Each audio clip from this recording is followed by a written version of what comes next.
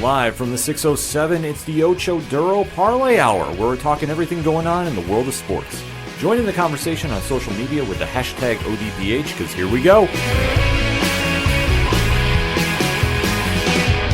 Instead of looking deep inside, every word I have to say, keep it simple. Welcome to an all-new edition of the ODPH podcast. What's happening, everybody? My name is Ken M. Joining me in studio, as always, you know him. He's the co-host. His name is Padawan J. Let me talk to you. Yeah, and boy, do we have some things to talk about in the land of sports. It's actually been a little quiet week. A little bit. In per se, but there's a few big events going on, so obviously the ODPH panel has something to say about it. But after the show, Pat, where does everybody go? ODPHpodcast.com. Right on. We like continuing those conversations on the social media accounts, and boom, we have all our links right there on the front page. Also have a link to the TeePublic store, where you never know when a sale is going to be dropping, so it never hurts to pop in there. If you want to get some ODPH swag, it's the best time to go do that. Also, check out the Patreon link. Shout out to all our amazing patrons, $1 tier, $2 a month. Check out the blog section. We're always dropping some reviews left and right. The Classifieds, which has friends of the show, such as 3FN Podcast, Dragon Master Games, Nerd Initiative, many, many more. The directory. Pat, how many providers are we on? We are on 377,858. Sounds about right to me. I don't question him because he is a statistician to the stars. Also, while you're at the website, check out the music section. We have some great musician friends that loan us their music to play on the show each and every week. So shout out to Brian Wolf and the Howlers. He's got some big things going on in Austin there. I've been trying to keep track of. He's booking gigs left and right. So if you're in the Austin, Texas area, go check him out. Also, second suitor, Tom Jolu. Man, talk about somebody putting in a lot of work lately. You can always hear him on Nerd Initiative's Turn a Page. He is the opening theme song for that, but he's doing a lot of shows as well. Shout out to Robots, Floodlands, many, many more.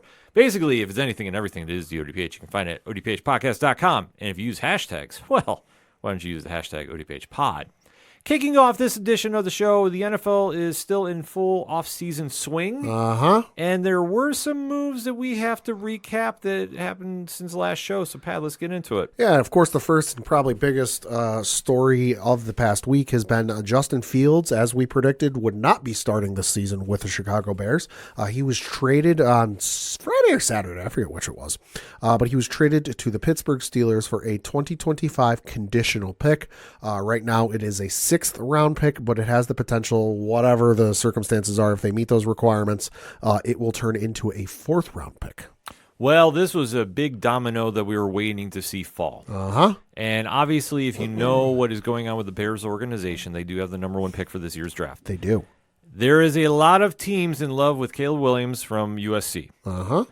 And the Bears obviously have declared their intentions with this move. Yep. Justin Fields has been in the league for a couple seasons now, the 11th overall pick, if I'm not mistaken. I think so, yes. And has shown flashes of potentially greatness, albeit, though, the talent he has had around him, in my opinion, has not been up to the level. Yes. And he has had to deal with a few coaching carousels, if you will. Yes. To put it mildly. Yes. So it's very hard to judge how he will be as a pro.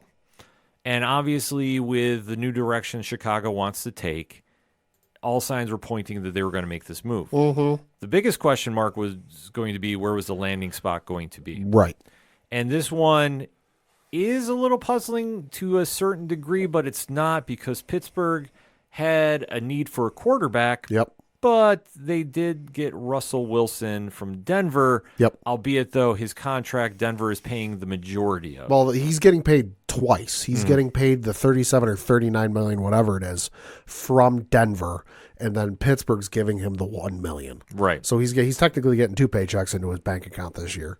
But no, I mean, we knew he was going to get traded at some point, and it was just a matter of when. I just thought it was hysterical that in every speculation post and article and blog and video and TikTok, you name it, everyone was predicting what team he would go to and for what. And while I won't sit here and say I read every single piece of media on the internet speculating where Justin Fields would go, I saw a few of them, though. Sure. And from the ones I remember, boy, a lot of you overshot the expectations of what they'd get for him by about 250%. Christ, only a conditional sixth, and it turns into a fourth if it meets certain criteria. Again, we don't know what those are. Usually in the NFL, it's they play X number of snaps, or you make the playoffs, or you don't make the playoffs. So we don't know what that is. So time will tell. But at the same time, I know I had one friend ask me, well, why did he go to Pittsburgh? Well, because if you go to Steelers.com, they don't have a depth chart up right now. They won't have one up until like the first week of training camp. But if you go to ESPN.com, they currently have 2 quarterbacks on their depth chart right now. Russell Wilson, and then before Justin Fields was traded, nobody else. That's it. So not an ideal situation, if you go into the season with just one starting quarterback, with one quarterback on your roster. God forbid something happens to Russ and he goes down hurt, and all of a sudden you're putting in one of your wide receivers as your quarterback because, hey, they quarterbacked back in high school, that might still be able to work. So it's a blanket in case something happens to Russell. It's also a good building block because the thing that should be pointed out with Fields is he's under contract for one more guaranteed year, but then the club has the 5th year option. So even if this whole Russell Wilson thing doesn't work out and it's a one and done and he leaves or retires or what have you, they don't have to sit there and play the, oh crap, we're back at square one. We just wasted a whole year and really didn't do anything to help ourselves. They've got Justin Fields sitting in the background. I'm sure he'll see some playing time during the season, maybe in some garbage minutes, or if the Steelers are getting blown out and they want to pull the starters, he might get in some play time. But at the same token, he's learning from behind Russell Wilson, which, say what you will about the rumored stuff in the locker room and how players may or may not like him aside. Russell Wilson's still a pretty good player to learn behind, in my opinion. And also he's got Mike Tomlin there, who was one of the greater offensive minds in the NFL. And let's not forget, has never had a losing season in his entire NFL career. You got to be doing something right if you can say that. So for Fields, it's a good development spot for him. I love the fact you brought up about Tomlin because that was the key selling point for Fields to go. I think so. In fact, the rumors were coming out about that was his preferred destination with the Steelers. Sure. Because why? Stability. Yeah. And say what you will about the Steelers, they run a top-level organization. How many players, star or otherwise, have they lost? And it's not been an, oh shit, what are we going to do? We got to find somebody to replace them. We got to go out and make a big free agent signing. We got to get a home run or a grand slam in the draft. No, it's just, hey, you know what? Next man up. They lost Plexico Burress all those years ago. Next man stood up. Jerome Bettis retired after his stellar career. Next man up. Heath Miller was the security blanket in Pittsburgh for all of those years. Next man up. Oh, yeah. They have been so smart with how they draft. Yeah. That when they occasionally misfire. Sure. And you can argue Kenny Pickett you can make that argument. Yeah. They bounce back rather quickly because the one thing this organization does better than arguably everybody else is they assess the situation. They never hit the panic button. Right. And they find something to get at least on the road to where they want to fill in the spot. And even the guys they fill in, like you said, not every one of them's a home run, but more often than not, they're pretty successful to a degree. Oh, yeah. Well, they were very smart about drafting Najee Harris. Yep. He is a very solid running back. Well, and then also, what was it? The Le'Veon Bell. They let Le'Veon Bell go, and everyone's like, what the hell are they going to do? Le'Veon Bell was such a dynamic part of their offense.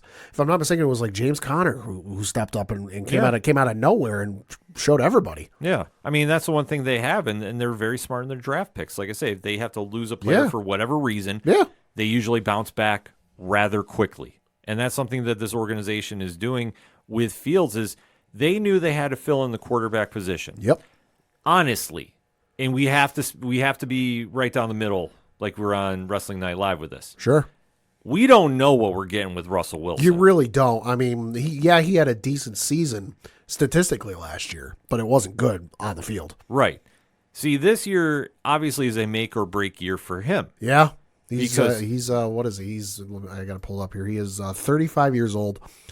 His birthday is on November 29th, so he will turn 36 mid-season. Well, the situation like it unfolds is in Denver, you had no weapons. That is true. You had nothing there. Let's be honest. That's why Denver was not exactly a factor in the AFC West, even with the great Sean Payton as the head coach. Mm-hmm. So now you go to Pittsburgh. You have Harris and Warren in the backfield. You have George Pickens, who's been waiting for a quarterback to get him the ball. Uh-huh. Van Jefferson, who is a solid number 2. He doesn't make a lot of headlines. Yeah. He's more of a 3, but he can play the role of a 2. Yeah. He just needs to get the ball. And they have other talented wide receivers around them. We just haven't seen them because the problem is with Kenny Pickett there, Pickett was not the answer and unfortunately slowed this team down that you could key in on Harris. Yeah. And his arm wouldn't scare you. Right. You were never scared to play Pickett. No. Sorry, it is what it is. And obviously Mike Tomlin and the organization knew this, and that's why they made the deal to make the move. They gave it a try. It's not like it's a no lose situation. Well, it can be. It's a low risk. Low risk. Yes, yeah. Because listen, even if it doesn't work, you're only paying him 1 year for $1 million. Right. You're not hedging the farm in the next 5 years of your franchise, hoping he has a resurgence to when he made it to 2 Super Bowls. Exactly. That's the beauty of this deal. And plus the thing with Russ is he doesn't have to be, the be-all, end-all, I got to be the guy to win the games. Mm-hmm. Because he's got a defense on his side now that isn't necessarily the vaunted Iron Curtain Steelers defense from the 70s. Sure. But they're still pretty goddamn good. I mean, looking at the depth chart, is he? Yep, TJ Watt's still there. Is TJ Watt still a beast? Absolutely. Mm-hmm. And that's the beauty of what he's walking into now, is they have ways to pull this off. Yeah. They have a lot of upside to this.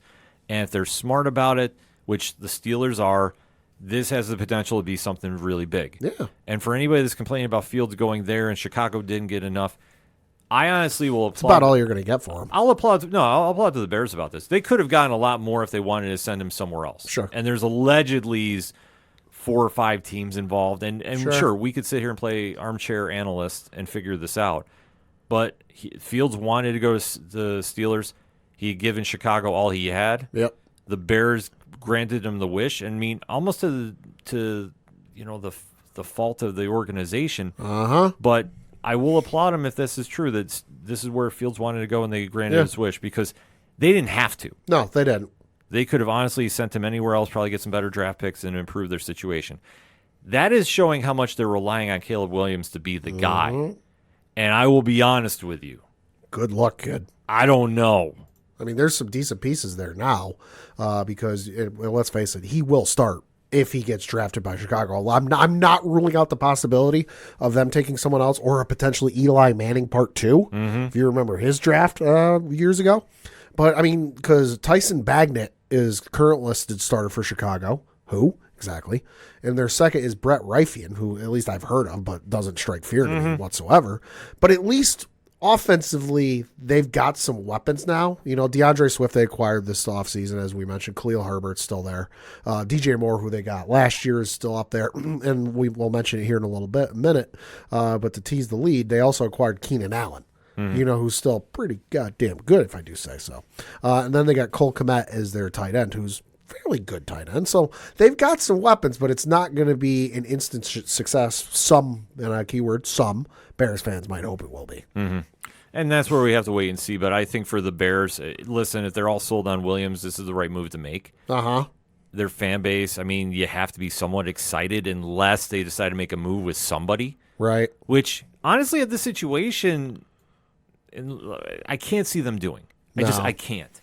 No, I think with the 2 guys I mentioned as their quarterbacks right now, there's no way they're trading out of Well, that the only spot. thing they could do is trade down or let Washington move up one, or if they want to do something like that. If there's something at like the 11th hour that all of a sudden they're not real gung-ho on Caleb Williams, I could see it. Yeah, I mean, we'll talk about that when we get to the draft special, but I'm just saying right now on paper, I think this works out in Pittsburgh's favor completely. Yeah. 100%. This is an A+ grade for them. Yeah. For the Bears, I'm going to just be more leaning on the side of a B+. Right now, the Bears are where the Atlanta Falcons were a couple of years ago. Like, you've got to rip this thing down to the studs. Yeah. And I'm not talking like stud players like studs is in building materials. Right. But I mean, the fact they went out, they got Keenan Allen. Yeah, they got Keenan Allen, who we'll just say it now. They acquired him from the Chargers in exchange for a 2024 fourth-round pick. Good spot for him. He's clearly it's like a 1-1A between him and DJ Moore. Well, I'd give it to Allen. The only thing about Allen is very good about yards. Yes. Red zone production, which, listen, it's not his fault. Right. Unfortunately, he never really finds the end zone, but he will get the yards for him. Oh, yeah. And I think especially for getting a rookie quarterback in, bringing in Allen helps out a lot more than just having DJ Moore there. So, I mean, that's something big, too. DeAndre Swift is there as well. So, Chicago is making some moves. And listen, if you're a fan of them, that's got to be a big move for you. I mean, listen, in that division, though, you have to. Because let's not forget, the Detroit Lions won that division, and they're not getting any worse. No, in fact, they're improving. They are making some moves as well, too, which is great to see. Because the more parity that is in the league is great, unless you're in the AFC East. Then we got to mention, we alluded to last week, Jerry Jeudy got traded from the Denver Broncos to the Cleveland Browns. Well, Cleveland is clearly invested in his future for at least the foreseeable future because they re-signed him to a 3-year contract extension. Oh, boy. How much? I will look that up. I did not see that reported. Okay. I mean, if they signed him for an extension, that's fine. I would just say I hope it's nothing super crazy because unless they get some honest production out of him. Which is needed at this point if he's going to talk the talk. Well, that's what I say. He talks a lot, and coming into the situation where he has a chance to really flourish now. Oh, Jesus Christ, I see the numbers. But 3-year, $58 million contract, including $41 million guaranteed, an average salary of $19.3 million. He will earn a base salary of $12,987,000 and a cap hit of that same number. Nothing else listed in specifics of bonuses or anything like that. So for right now, all we know, it is a 3-year, $58 million extension. That is overpaying. That is overpaying. Sorry, it is what it is. Jeudy has not exactly earned that kind of money just yet. He likes to talk the talk and say that I'm him. Yeah. But, I'm looking at the numbers from last year. 54 catches, 758 yards, 2 touchdowns. Yeah, I mean, he was injured for a few games, though, too. But still. Admittedly, if you're going to talk the talk and be like, I'm the guy. I'm him. I'm it. You got to back it up with some better numbers. Unless I'm mistaken, and if I am wrong, hashtag ODPH pod, didn't Steven Smith call him out? Not Stephen A. Smith, Steve Smith. Steve Smith Sr. Yes. Yes, he did in some capacity, yes. Yeah, that's why I say if you're getting called out like that and you don't produce, buyer beware. That is all I'm going to say with this deal. I mean, I know Cleveland's trying to make some moves and give their quarterback some kind of weapons. I don't know if I love this deal, though. I think it is overpaying. Right. Just jumping out there. It's just for the amount of headaches and you're going to get on that sideline. I think what he needs to do is just shut up and ball. And I think if Jeudy does that, he'll be fine. But I think if he starts cutting those interviews again where he's saying I'm him and talking like he is the greatest wide receiver of all time, then we got a problem. Yeah, I pulled up an article. This is on CBS.com, dated October 19th of last year. And this was during a Denver Broncos Kansas City Chiefs game where this took place. This was on NFL Network was there, and Steve Smith Sr. was there. Of course, the great Steve Smith Sr., who back on his podcast, he'd called Jerry Jeudy a jag or just a guy. Mm-hmm. And Jerry Jeudy took exception to it. But Steve went on to say, if you haven't seen the clip, quote, "I'm sorry I said you were a jag. Just a guy who is an average wide receiver they used a first-round pick on that isn't doing anything. I hope today you actually show up in a way that you haven't shown up in the last couple of years since they drafted you. So if you ever got a problem with Agent 89, I'm sorry for saying that you're an average wide receiver that they will eventually move on from. When teams call me to ask if they should trade for you, I will say no. Don't trade for Jerry Jeudy because he is mentally unable to handle constructive criticism. Who watch specifically if you can be a wide receiver, he's a tier 3, close quote. And if you watch the clip, Steve did try to have a discussion with him hey, here's what I was trying to say. Here's where I was coming from. Jerry Jeudy wanted none of it and uttered a phrase towards Steve Smith Sr. that neither you nor I can utter. Correct. And for listeners at home, that should get you the gist of what the word was. Mm-hmm. Yeah, we're not going to repeat that, obviously. And if you're curious, I looked up the stat. That game was on Sunday, October 29th, against Kansas City Chiefs, where the Denver Broncos won by a final score of 24-9. In case you're curious what Jerry Jeudy did, rushing, absolutely nothing. But receiving, 2 catches on 6 targets for 50 yards and 1 touchdown. Yeah. He's the guy, though. Oh, Cleveland. I don't know. Sometimes their moves really puzzle me. Yeah. This is one for that amount of money. I talked to a guy today, you and I both know, who is a diehard Cleveland Browns fan. Yep. He's from our area, but his parents grew up in the Cleveland area. Right. And as a result, he is a Cleveland Browns fan. I asked him what he thought about this today, and I didn't even get the full question out. He goes, man, I'm not even happy about that. Yeah, well, and I can't say I blame him. You can't. I mean, the Browns are on the cusp of being a legit Super Bowl contender. Yeah. I mean, they're playoff ready now, but They get their quarterback situation figured out. Right. That's the only thing that's been holding them back, and a couple key injuries. Nick Chubb, still good. Mari Cooper, he's got some flashes left. Right. Elijah Moore, it's not bad. Njoku, he's pretty good. He's very solid. That defense, scary. Yeah. Is Myles Garrett still there? Yep. They just need a quarterback that can really elevate that team. And I'm sorry, Deshaun Watson, I don't see it in him. No, I don't either, especially considering, he's played a full season in the 2 years he's been there. He missed the first half of his first season because of the obvious suspension. Yeah. And then he missed the half of last year because of an injury, if I'm not mistaken. Right. So, in essence, he's played one full season in 2 years, and what have the Browns got to show for it? Exactly. So, like I say, this move, very puzzling. I don't think this was a need by any stretch of the imagination. No. But we'll have to kind of wait to see how it plays out. Then the shocker of all shockers today is that wide receiver Mike Williams is going to sign with the New York Jets for a 1-year, $15 million deal. Boy, I don't know. This one is really shocking to me. I mean, I get it to a degree, because Rodgers is coming back. Obviously, that's not a bad guy to catch a ball from. They've got Breece Hall, who's the decent running back there. Garrett Wilson, I mean, obviously he's better than Garrett Wilson. So it's an obvious target for Rodgers there because the other wide receivers he's got there. This is according to the depth chart on ESPN.com. Alan Lazard, better than him. Malik Taylor, better than him.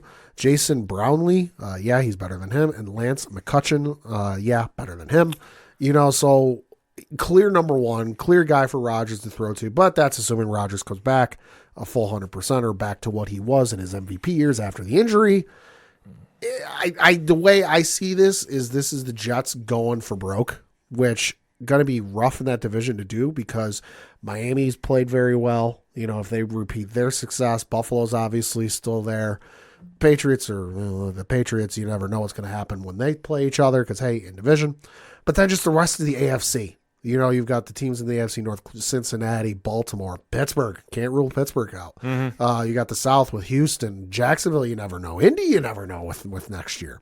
And then you got the West with, Kansas City, obviously, the Raiders, hey, you never know. And then you got the Chargers who've got Harbaugh coming in for the first year. I get what they're doing. I'm just not entirely sure it's going to work.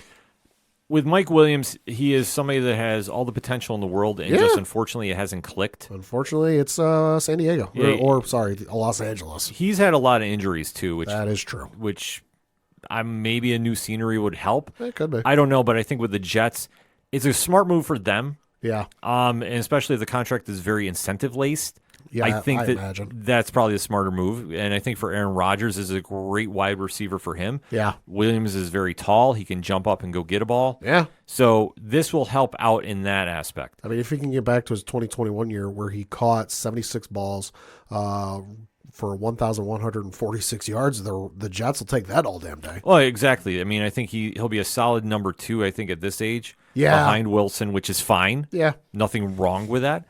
He just needs to produce on a consistent basis. That's the only thing with him that he hasn't been able to do. But then again, if you take a look at the Chargers offense, it was loaded.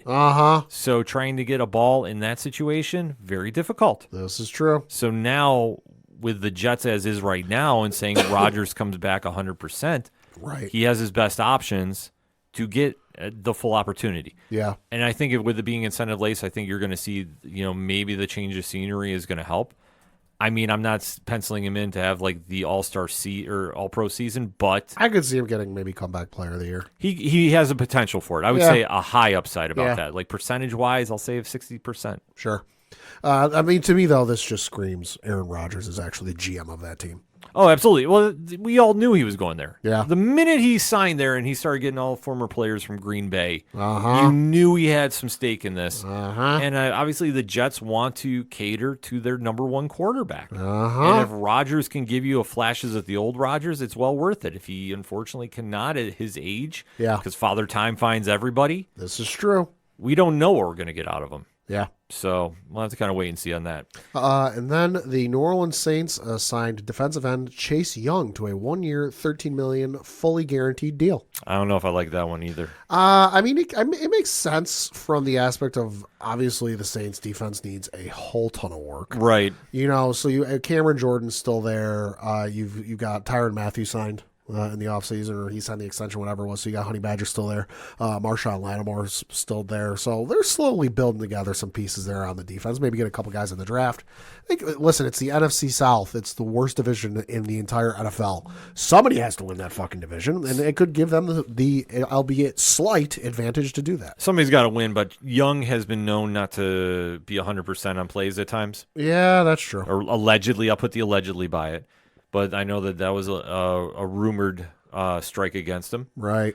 So to see what he does here, I mean, obviously it's much more similar to the situation in Washington. Yeah. He doesn't have a lot of great pieces around him, so if he's really going to go back to an all-pro status, this would be the time to do it. The only thing that's concerning is there was a report today that came out from Adam Schefter, and I'm reading from an article on ESPN.com. It says, quote, Saints defensive end Chase Young is expected to miss part of training camp after undergoing a neck procedure, a source told ESPN's Adam Schefter on Tuesday.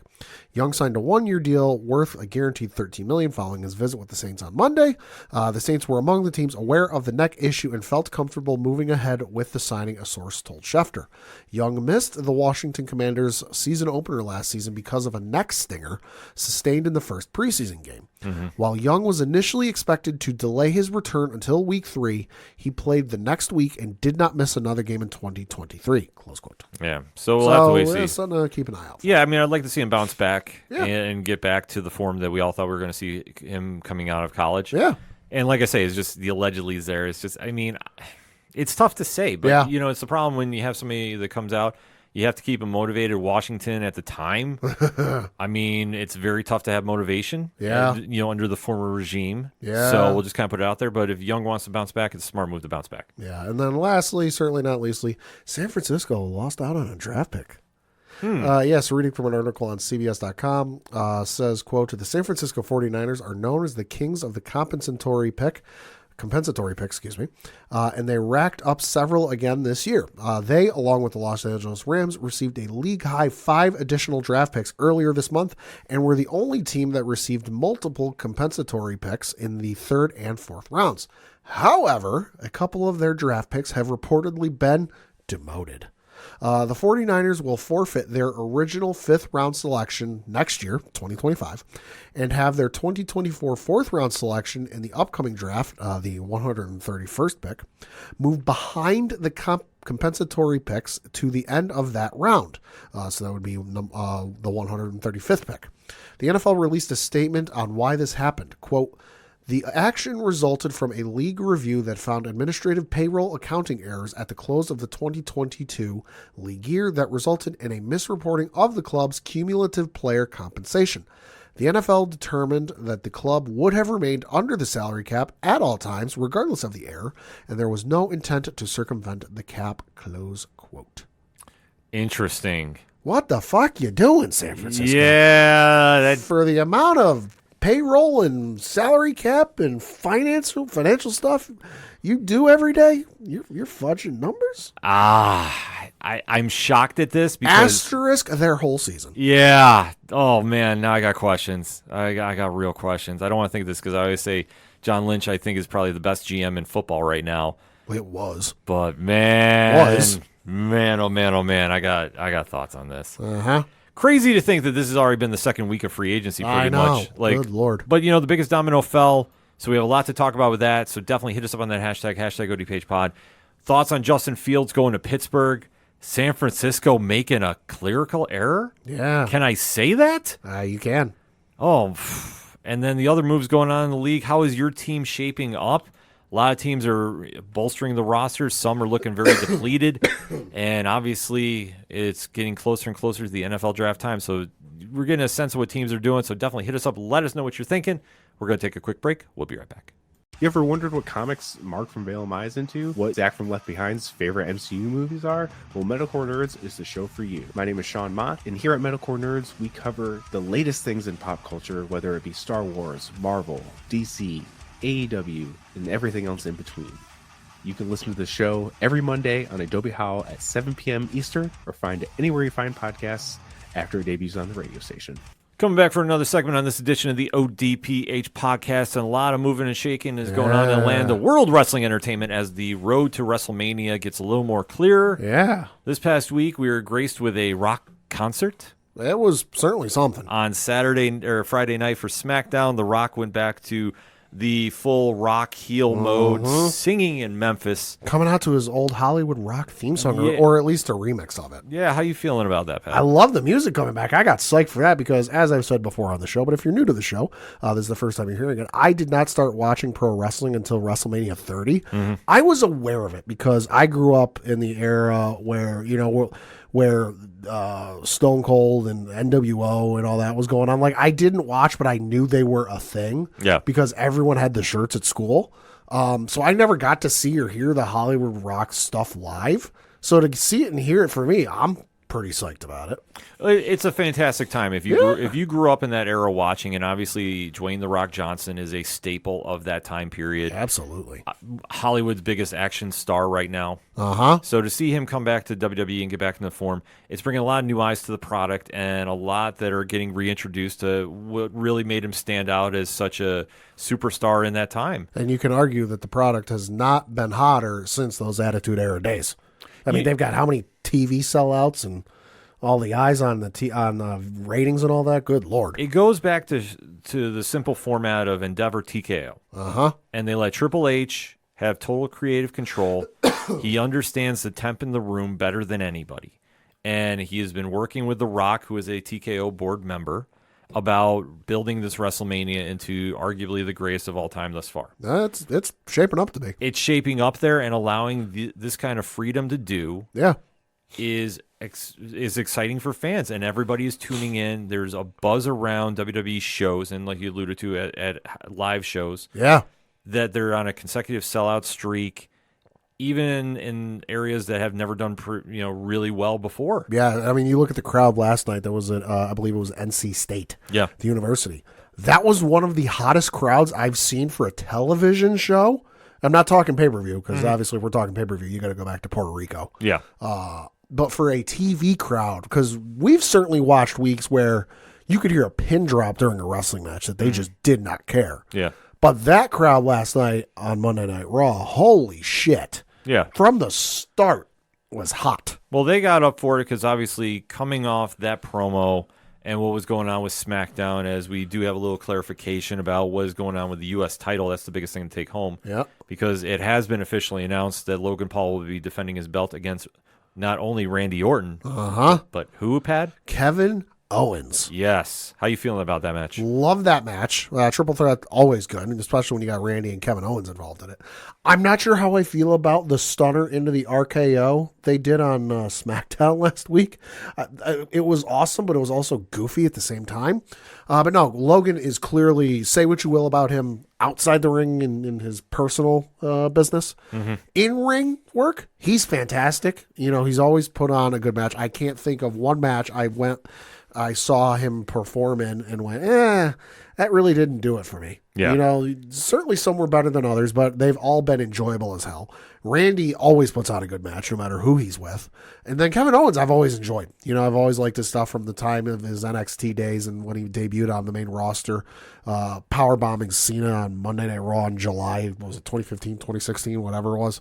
You know, they're three really great workers, and I feel like they'll have a lot of great chemistry together, and the match will be incredible. Yeah, no, I'm excited for it too. I mean, this makes perfect sense. Yeah. Kevin Owens is somebody you can plug and play in anywhere. Yeah. And he's kind of in this weird flux situation where he doesn't have a big storyline going on right now. Right. But it makes sense for him to be involved. But it goes back to what we always say with Kevin Owens. Even if he's not in the main picture, he's not going for the big belt, he's always featured. Mm-hmm. You know, in some capacity, he's always on TV. Exactly, and that's what you want to be. You're a pro wrestler on TV, like Uh-huh. or in any brand. If Yeah. you're on a TV show, you're doing well. Yeah. The other match that got confirmed, I don't remember if it was Friday or Monday, but a little peek behind the curtain. Every so often on a WrestleMania, you get brothers facing each other. Mm-hmm. You had Owen and Bret Hart face each other years ago. Certainly have had others over the years. That's the only one that comes to mind at the moment.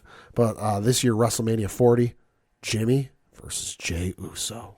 Yes, indeed. Does Rikishi special guest referee? Because Lord knows he wants in on this whole story in the worst way possible. Yes, he does. And Good Lord. The man said he doesn't think the story will end for another 3 years. well, We get it, Rikishi. You want in on the story. well, that's the whole thing. The Bloodline storyline has arguably been the greatest storyline in pro wrestling. Arguably. It's getting close to jumping the shark for me, though, I will say. Well, that's the whole thing now. Is since Roman Reigns has created the Bloodline, and you've seen now the eventual breakup of said Bloodline. Yeah. This is a situation that everything is running its course. Uh-huh. And unless there's a new dynamic added into said match, Yeah. you kind of think it has to end here. But this has been something that both Jimmy and Jay have wanted to do for years. They've gone Yes. on record in previous interviews and said they'd love to face each other one time at WrestleMania just because of reasons. Right. But they actually have a great storyline behind this. Jey Uso has broken out on his own. He's arguably the second biggest face on Monday Night Raw behind Cody Rhodes, Yeah. without question. Look at the crowd reaction if you want proof. Facts. Jimmy has reinvented himself. Jimmy needs a better theme song. I'm not going to lie. Oh, he does. Jay's is incredible. Mm-hmm. And I cannot wait to see whatever the crowd ends up being at WrestleMania, whatever night he's on. Oh, I guarantee you, Every single goddamn person in that place is going to be doing, the hand motion. Mm-hmm. It's going to be incredible. I'm guaranteeing you they're going to open night one. That could be. They're going to open night one.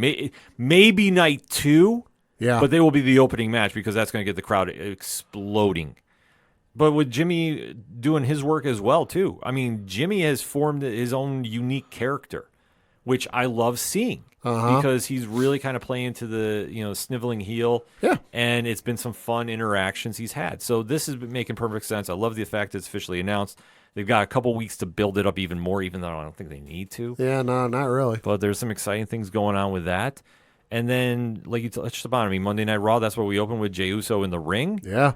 But Monday Night Raw had a couple other big moments to talk about. Holy shit. Let's get into it. So obviously on the heels, as we alluded to earlier, was after The Rock's scathing song he sang about Cody and the scathing things he said about Cody and his mother. Cody came out. People were asking Brandy on social media, a little peek behind the curtain, what she thought about the whole thing. And she said, I think if you pay attention to what Cody says, that says plenty enough for me. Yeah. Cody came out on the show and then proceeded to, oh boy, one of the better promos I've seen in quite some time against The Rock, claiming, listen, you haven't wrestled in a match in several years. When you show up, are you going to have that big Dwayne energy that, you like to hype up? Are you going to be the guy a lot of us remember and have that same energy? Or are you going to have LDS, Little Dick Syndrome? Yeah. Cody went right into Attitude Era with this. And for anybody that's questioning about the obscenities on promos and how Rock got clearance for it, well, I think they decided to let Cody have his own clearance as well. I know that the allegedlys, that's not really pro for TV because you have to bleep out a lot. Right. What you see them doing whenever the crowd starts chanting holy shit, Yeah. they start bleeping out the holy shit. Yeah, but I think Cody really ran with it, and obviously to build up their feud, it's perfect. Yeah. And Cody needed this big promo. Yeah, he did, especially after what The Rock said Yes. on SmackDown. We're like, alluding to paraphernalia and other sexual paraphernalia. Yeah. And how he was a mistake and how he's going to beat him bloody with the weightlifting belt and then hand it to his mother and then sing Moana to his mother.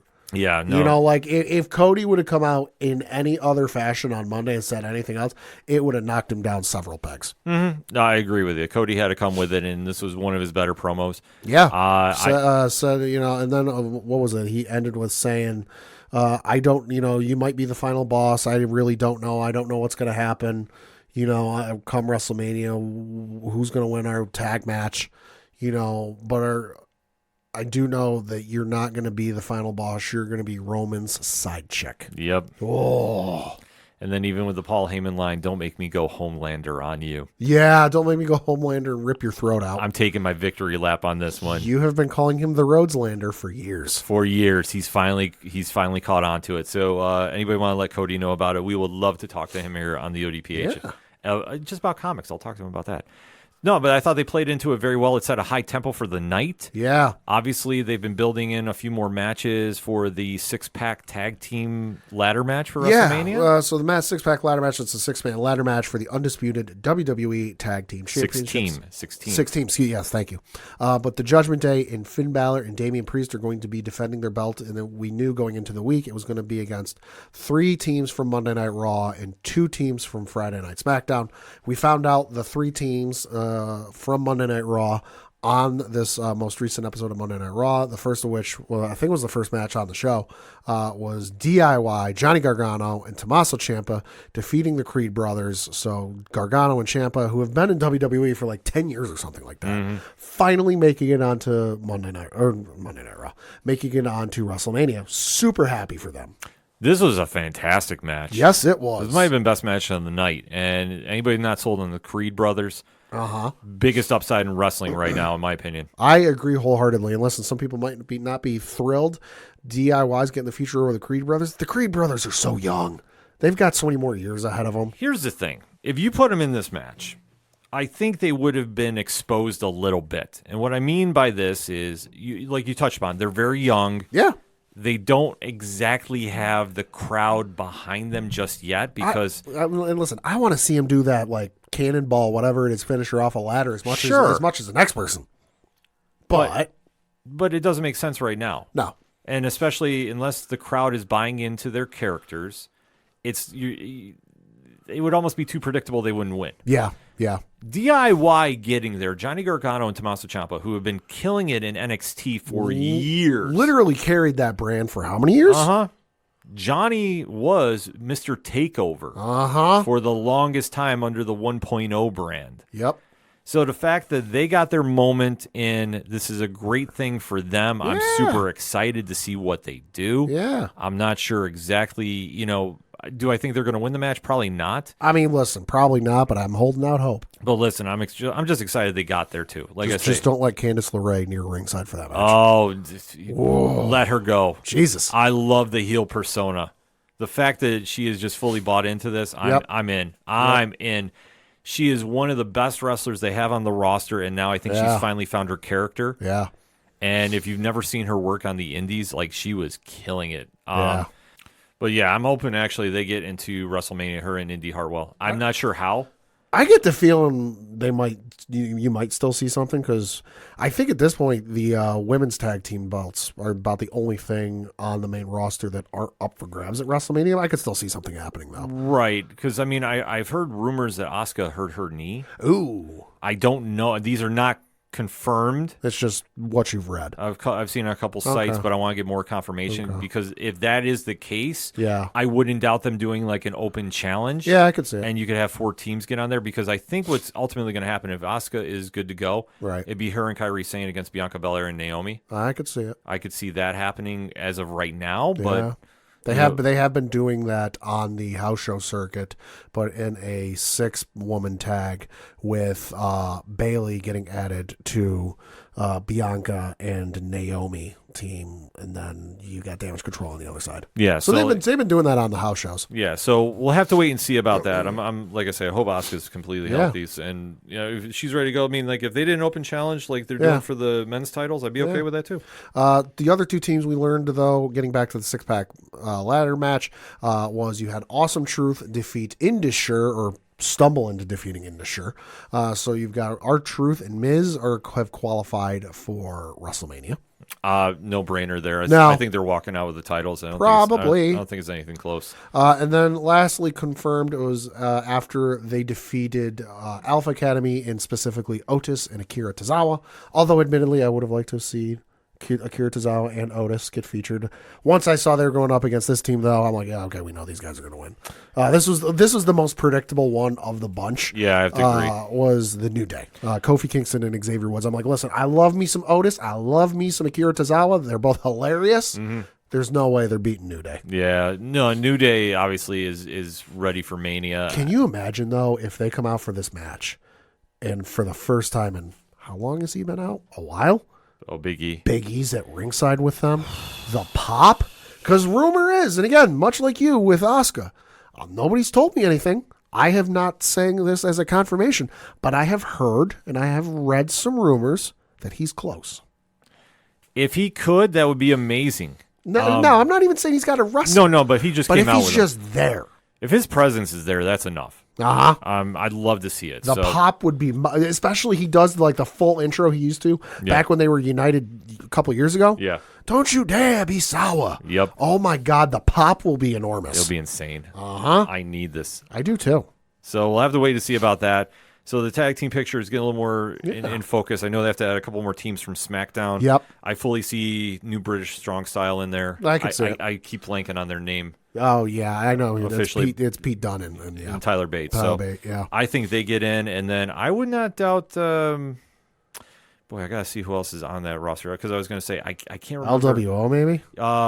Santos Escobar's guys. Oh yeah. But that's the one great thing about it because, like I say, we've only known about a couple teams, so they are going to be doing some other things this week as well. So, like I say, I kind of lose track about what's going on with SmackDown because there's but that's a great thing. They got a lot of stories going. They got a lot of stories going on. So. Yeah.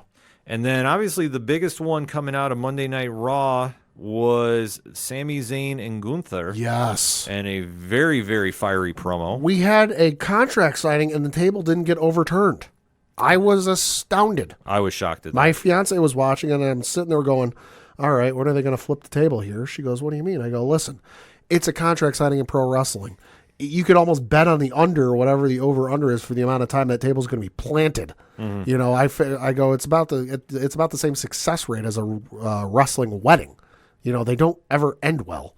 But no, they had a great promo between the two with Gunther questioning whether he really had it in him. Mm-hmm. You know, doubting him a little bit. Sammy feeling a little bit of doubt himself because Chad Gable was kind of insinuating some things. And then Sammy went to confront him backstage and goes, what did you mean? What were you saying? And after a long back and forth, Chad Gable came out and said it. I don't think you can beat Gunther.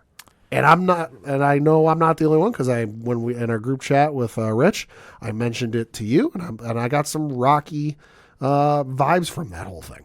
They're very Paulie / Apollo Creed. Yeah, no, I could definitely see it happening. And listen, they want to try overselling about Sammy getting the underdog story against Gunther. Yeah. That would make sense. I have a weird feeling though. Okay. Chad Gable's getting in this match, one way or another. Could be. And I wouldn't doubt. I'm going to say on a limb, as crazy as this might sound, Sammy gets hurt before he can do the match, and Gable has to come in. See, I could see a scenario where Chad is at ringside with him, almost like a Paulie or like an Apollo Creed, and then he pulls off the win. Yeah, and everyone's happy. They're both celebrating the win. We knocked down the Gunther. He's no longer champ. And then Chad Gable almost does like a Randy Orton hoisted up or like a Batista when he did the thumbs down. Yeah. And all of a sudden he just picks up Sammy, dumps him on his back. Because you notice he went from like dressed in his singlet, whatever he was wearing on Monday nights and pay-per-views, was in a suit and tie last night. Mm-hmm. You know, and a little bit of a demeanor change, which you could chalk up to, oh, he's just pissed off he didn't win. But I think they're slowly turning him heel. Yeah. Well, it could happen. I mean, we got to wait and see about that. But yeah. A lot of exciting things happening, and taking a look at the rest of the card for WrestleMania. I mean, how are we looking? Looking pretty good. Of course, we got Seth freaking Rollins taking on Drew McIntyre for the World Heavyweight Championship. That will be going on night 2. Great promo segment on Monday night as well. Holy shit, yeah. Then you've obviously got the main event of night 2, which is going to be Roman Reigns defending his belt against Cody Rhodes. Listen, Regardless of I love how they're playing this. Well, if you beat Rock and Roman on night one, there won't be any interference at ringside. Mm-hmm. Really? If you're buying that, I got a boat to sell you. Yeah.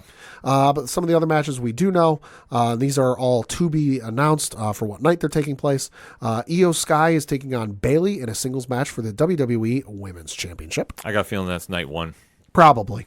And then in a singles match for the WWE Women's World Championship, Rhea Ripley is defending her belt against Becky Lynch. Night two. Probably. Then you've got Gunther taking on Sami Zayn for the Intercontinental Championship, like we mentioned. Then you've got the six-pack ladder match, as we alluded to.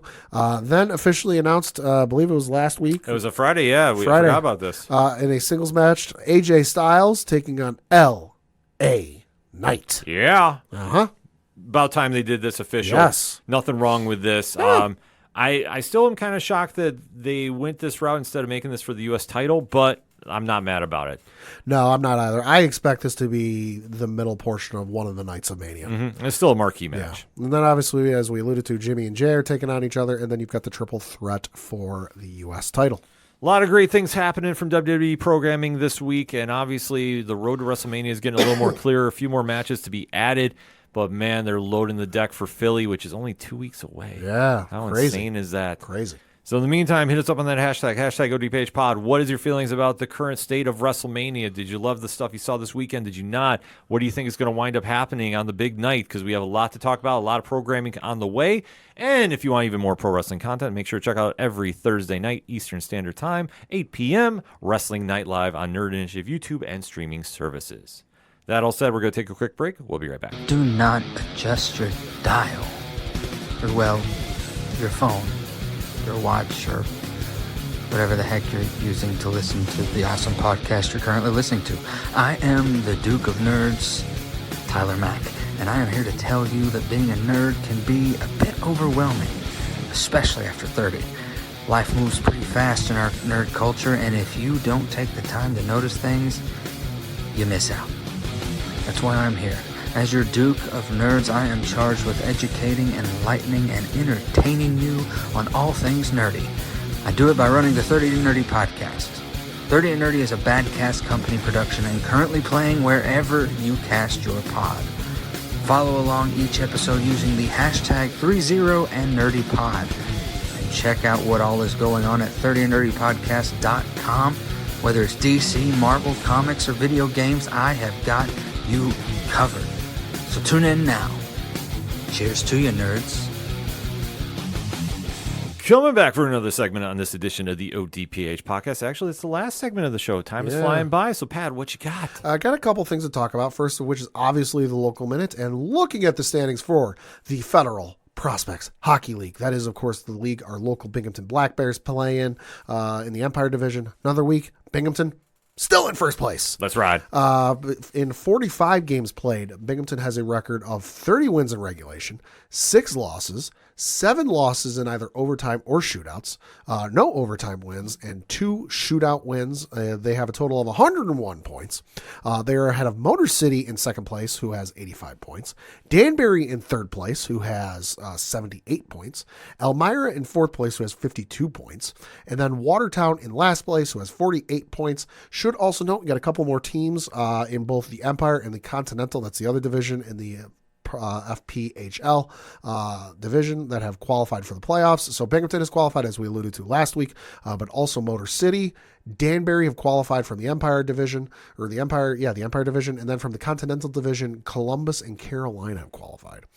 So we'll definitely keep an eye out for when the postseason starts and matchups and all that. But we are still in the midst of the regular season. Holy fucking Christ!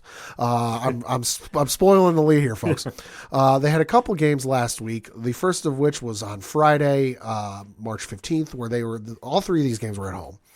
First game was against the Mississippi Sea Wolves, where they won by the final score of 9-1. Jeez. They came back Saturday, 7:05 p.m. Eastern on March 16th, played those Mississippi Sea Wolves, 10-0. What? I'm being serious. 10-0. Oh, my God. Then they came back on Sunday at home against the Elmira River Sharks, won by the final score of 8-1. Is defense optional in Yeah, I this was gonna league? say they put up nearly 30 goals in 3 games. Yes, they did. God What damn. the hell, man? That's insane. But looking ahead to their schedule, they have this upcoming week. They got, 3 games this upcoming weekend. One is at home. The other 2 are on the road. First of which is on Friday, March 22nd, 7 o'clock Eastern. They are at home against the Watertown Wolves. Then Saturday, March 23rd at 7:30 p.m. Eastern, they're on the road playing those same Watertown Wolves. And then Sunday, March 24th, they are at 7:05 p.m. Eastern. They are still on the road playing the Watertown Wolves. If you want to see them this weekend, though, it's a good opportunity to do so because they will not be home again until Friday, April 5th. So for more tickets, information, all that good stuff, BinghamtonBlackBears.com.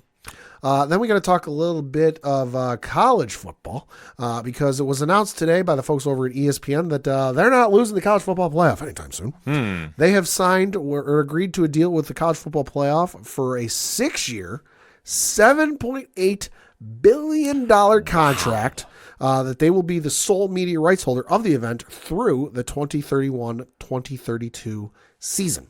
College football's big business, folks. Yes, it is. That's Good a hell of a deal. Lord. Jeez, That's insane. it's wild. It's wild to think it's in the billions for college, but Yes. it is. It is. Then we can talk a little bit of baseball because one of the big free agents that was still sitting on the market, even though some teams were interested, finally went off the market, and that is Blake Snell. Oh, The reigning Cy Young Award winner in the National League, who was with San Diego last year. Not going too far, though. He's going up the interstate a little bit from San Diego to San Francisco because he signed a 2-year, $62 million contract with the San Francisco Giants on Monday.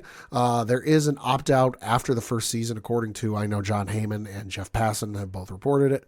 Was linked to teams such as the Houston Astros, such as the New York Yankees, although the 2 teams I mentioned were not willing to go above $30 million a year, to which I say, yeah, good. I don't want to pay a dude $30 million and then he opts out after 1 year. yeah. This, I mean, we knew he was going to get paid somewhere. The Giants, I think, overpaid. To be honest with you. Yeah. And- Although, listen, it's an arms race in that division between them and the Dodgers. Right. I mean, that's the only thing. So they played that factor. I don't think there was ever any chance he was coming east. No. I really don't. No. Even with the Yankees' alleged troubles with Garrett Cole, I don't think there's anything to that. I take because it's inflammation with his arm. He said he just tried to do too much too quickly, which, hey, shit happens. Yeah. Yeah. But no, the thing, getting back to Blake Snell, goes to show Scott Boras had a terrible offseason for him. For those of you who don't know, Scott Boras is one of the biggest baseball agents in Major League Baseball. If you're not a baseball fan and you're an NFL fan, think of Drew Rosenhaus. He's a Drew Rosenhaus. I don't know any real big name other than Rich Paul in the NBA, but he's a whoever the biggest agent in the NBA is. He's kind of like that in the NBA. But no, Boras had a terrible offseason because 3 of his clients wanted massive contracts and none of them got it. Cody Bellinger was reportedly looking for a 12-year, $264 million deal. He got 3 years for $80 million with the Chicago Cubs. Matt Chapman was looking for a 6-year, $150 million deal. He got 3 years for $54. And then Blake Snell was looking for a 7-year, $200 million, although I heard higher in some aspects, but regardless. And as we mentioned too, he got 2 years for $62 million. Not a good offseason for Scott Boras. Although, hey, it'll be a good offseason next year because all 3 of those guys got opt-outs after 1 fucking year. Yeah. Also, he's got Juan Soto as an agent, so we'll see. Baseball economics, folks. Yep. It's something. Yeah, and then let's have done something happy for baseball. Article on MajorLeagueBaseball.com yesterday. Title gave the description of, or the headline: Major League Baseball players rank the best road cities. Okay. So this is during spring training, MLB.com beat writers surveyed their clubhouses, asking players for their opinion on a range of topics. Well over 100 players participated. In exchange for anonymity, in the lead up to opening day, MLB.com is publishing a series of stories based on the results of that survey. So the first one they put out is, what's your favorite road city? So these are the top 5 cities they mentioned, and I will read these 5 to 1. Number 5. Now, the thing we should mention too is they didn't have to specify which stadium it is in the case of multiple teams in that city. So like a New York, like a Chicago, like a Los Angeles. But so number 5, New York. The article says New York's highest praise, ironically, came from the member of the Boston Red Sox. Quote, it brings the best out of you. It's much different when you're taking the field against the New York Yankees than another team that isn't so popular with that much history, close quote. Number 4, Boston. Article says, as you might expect, the majority of Boston's admirers were all about playing at Fenway, it being MLB's oldest active ballpark, and of course one of the rowdiest, an energy that was always also subject to a lot of praise, but the city itself got plenty of love too, from the history buffs and more casual tourists alike. Number 3, Toronto. One player in particular said, quote, it's the best city. If you ask around, I'm going to tell you, guys are going to say Toronto, especially if you've been in the league for a little bit, close quote. Number 2, Chicago. The article says, quote, players weren't asked to specify in cases of multi-team cities which road trips they preferred, but in Chicago's case, opponents had the most to say about Wrigley Field. Quote, they came out, said an NL Central rival, an outfielder no less. They enjoy the game. Last year it was raining at nearly 11 o'clock and they had a sold-out stadium. They weren't even in the playoff hunt, close quote. And number 1, San Diego. Okay, I can see that. Yeah, it's one NL third baseman said, quote, the infield surface, the weather, the stadium, the atmosphere, the city, you can't beat it, close quote. Really no argument there. No. No, I mean, I know we like to Toronto surprised me a little bit. Toronto is kind of a little bit of a surprise. Yeah. I thought, well, you know what, I'm so used to Vegas now being involved in there. Yeah, well, we'll see if that happens. I think that will change a little something up there. Yeah, that's if they make it. That is true if they make it. I'm surprised Baltimore wasn't in there too. Baltimore did get some votes. Yeah. So the article does go on to mention also receiving votes: Anaheim, Arlington, Atlanta, Baltimore, Cleveland, Denver, Houston, Kansas City, Los Angeles, Miami, Milwaukee, Philadelphia, Pittsburgh, San Francisco, Seattle, St. Louis, Tampa, and Washington, D.C. To the person who voted Tampa, I'd like to have a conversation with you. Well, like I said, nothing against the Rays, but that stadium, oof. Yeah, that's a whole different ball game there, folks. But yeah, no, I mean, obviously baseball season kicking off next week. We'll be talking about that a little more in-depthly on next week's episode. Yeah. But unfortunately, we'll have to wait a time there because, well, it is a certain time of year, folks. Is that David Barrett I hear? I think so. One shining moment.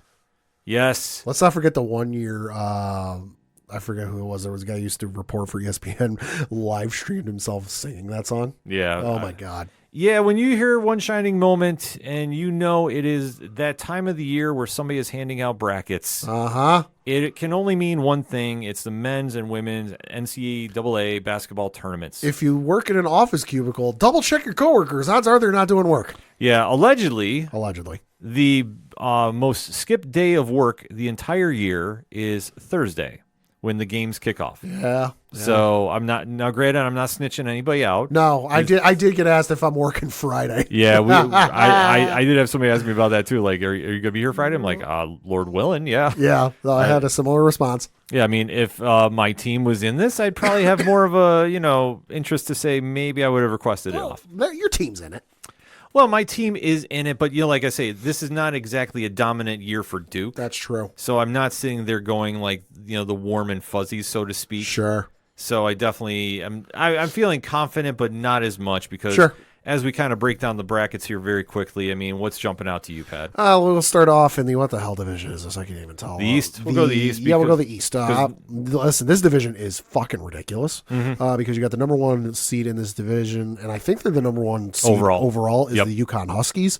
I forget what it is, but there's like 4 or 5 other conference tournament winners in this bracket alone, which is fucking ridiculous. Listen, it's clear cut for me. I think Duke, or not Duke, the UConn Huskies are going to come out of this division. It's going to be a race between them and Iowa State for me. Yeah, I have to agree with it. I mean, UConn has played at such a high level. Like, it's just one of those things that it's tough to pick against them, especially too in this day and age where, I mean, obviously we now live in a generation where you've seen a 16 beat a 1. That's true. So it's not to say that UConn should run crazy, but Dan Hurley's doing good things there. So you can't really exactly count them out. So I got to say, I think UConn does sneak out here, though I do really like Iowa State as maybe a sleeper. Okay. Because, I mean, that's the one thing. When you start getting into the later rounds, I mean, this is one thing that anything can happen if some team jumps out there. Like, I could see a San Diego State knocking out UConn. The one thing I will say in this division or this bracket you want to look out for, potential upset, you got the number 10 seeded Drake taking on Washington State. Thing I heard today, is that this game is being played like an hour, maybe an hour and a half away from where Drake's campus is. Yeah. Meanwhile, they're playing the Washington State Cougars, who are having to come because this game is being played in Omaha, Nebraska. Mm-hmm.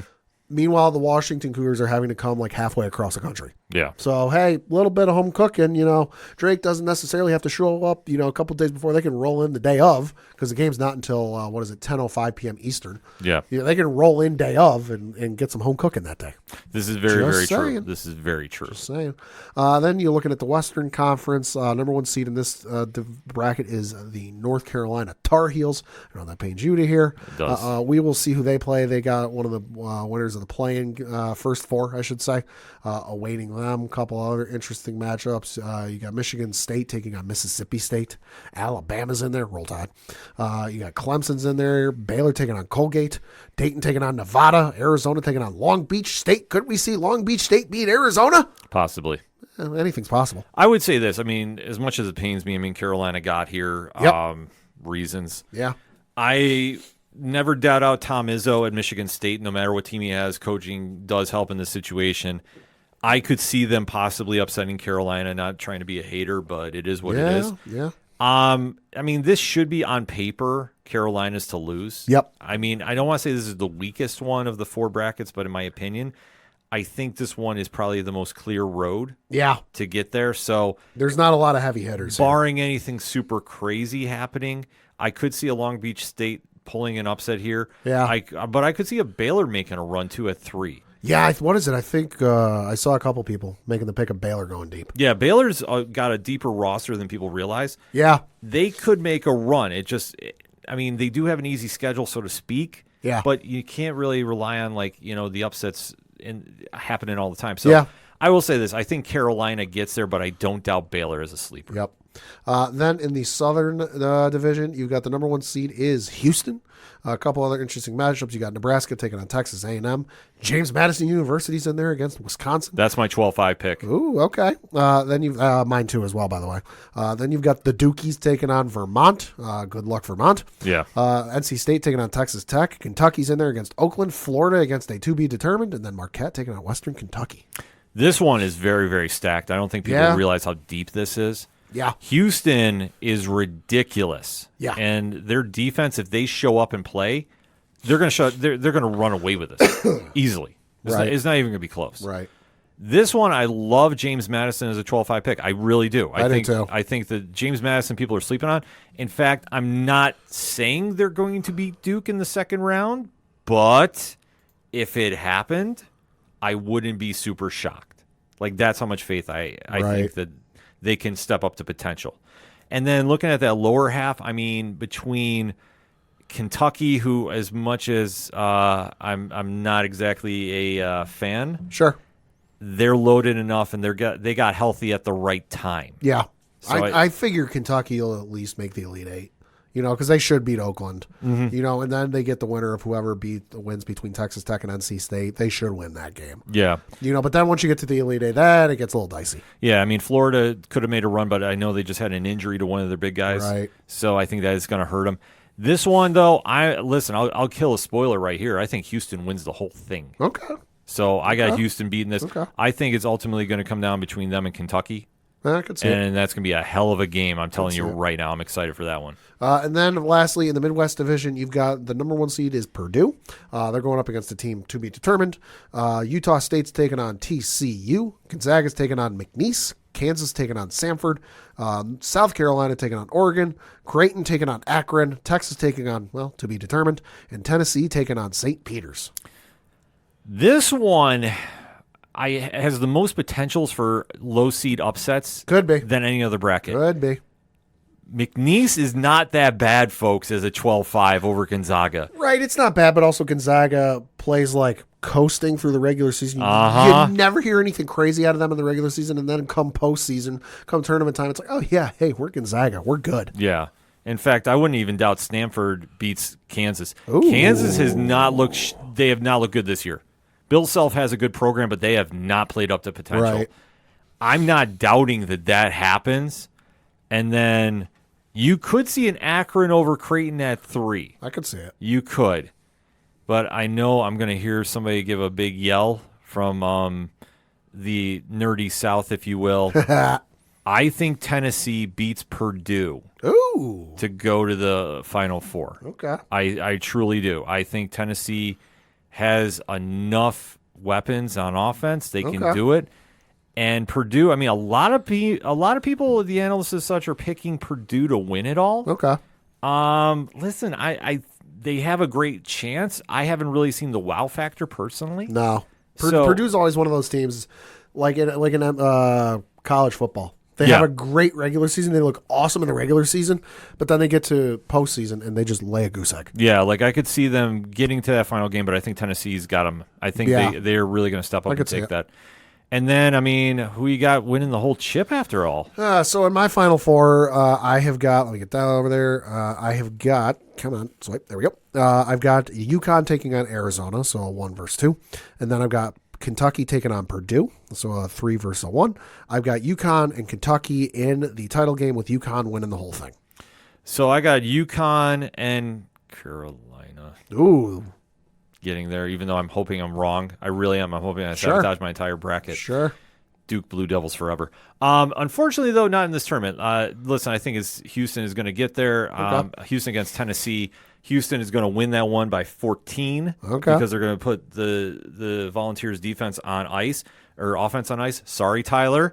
And then it's going to come down to Connecticut and Houston. And I like Houston. I really do. I think a great defense can shut down a really good offense. That's what you're going to see here. The game is going to be very, very close. Yeah, well, I think you're talking a difference of 4 points. ooh, So to give the that'd be a over nail biter. to give the over under, I say like 140. Okay. Like I think they're going to get up into around the 60, 65 range each. Right. Maybe the 70s. I will say that'll be in contention. That's for the tiebreaker on ESPN. I did put as my tiebreaker how many total points will be scored in the championship game. I said 154. I mean, listen, it's quite possible too. Yeah. And then the women's tournament, very quickly. What did Iowa do to piss them off? Yeah. Oh my God. Talk about it, Pad. Oh my Lord. Well, you got the women's bracket over there, and Iowa's got to go through, what is it? LSU, I know, is in the same bracket as them. There's a couple. UCLA. UCLA's in there. Yeah, Iowa's in there. They've got to go through potentially LSU, potentially UCLA, all in the same bracket. Good Lord. Yeah, Iowa's got their work cut out for them. And that's, like I say, I think Iowa takes that bracket, but it's not Probably. going to be easy. No. On the flip side, you got South Carolina is the number 1 overall seed. I was kind of a little surprised at that, but listen, I'm not discreding. I haven't seen every game. I've seen a couple games. They're really goddamn good. They're really good. Holy shit. I know, but you know what? I think ultimately they're going to have some tough competition coming out from, the Notre Dame could sneak in there. Yeah. I do like Oregon State. I know they're not getting a lot of hype right now. Right. But I could definitely see them giving them some problems. But I think South Carolina is going to punch their ticket there. The other number 1 seeds are USC and Texas, respectively. Yep. I think Stanford, though, takes that bracket from Texas. Uh-huh. I think they wind up punching their ticket there. Yeah. And then in the other bracket, listen, don't sleep on Ohio State. No. Just going to say Ohio State has a good chance to upset USC in that. And then ultimately, I think no matter what, we get South Carolina versus Iowa. Probably. And that's going to be an insane game to watch. And Yeah. I tell you what, I like Iowa. I like South Carolina. South Carolina's got a lot of really stellar players. Also, hey, since we're in the New York area, shout out Syracuse women, 6th seed. Yeah, Good for them. I know.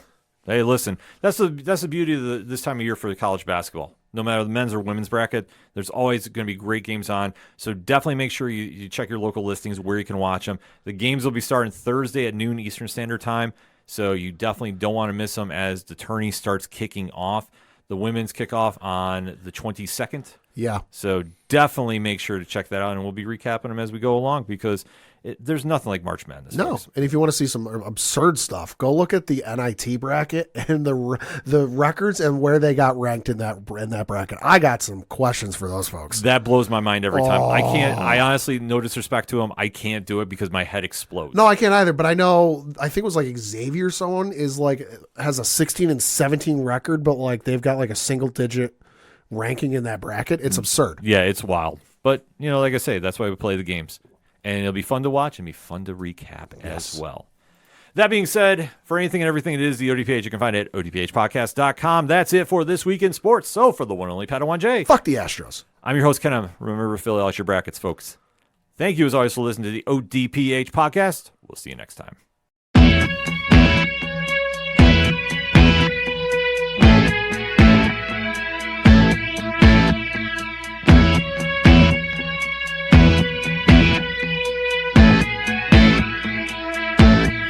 It's such waste of time swiping left and swiping right on people you could know. 'Cause anyone who's worth a damn be worth way more than a picture could ever show. You could find the right light, find the right angle, and never find your soul. And it can feel like a losing battle, and this pot is full of holes.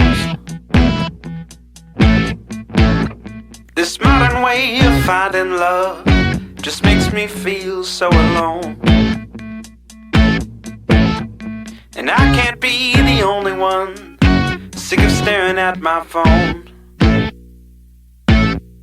So look up, talk to me, a better way to spend our energy. Just look up, talk to me.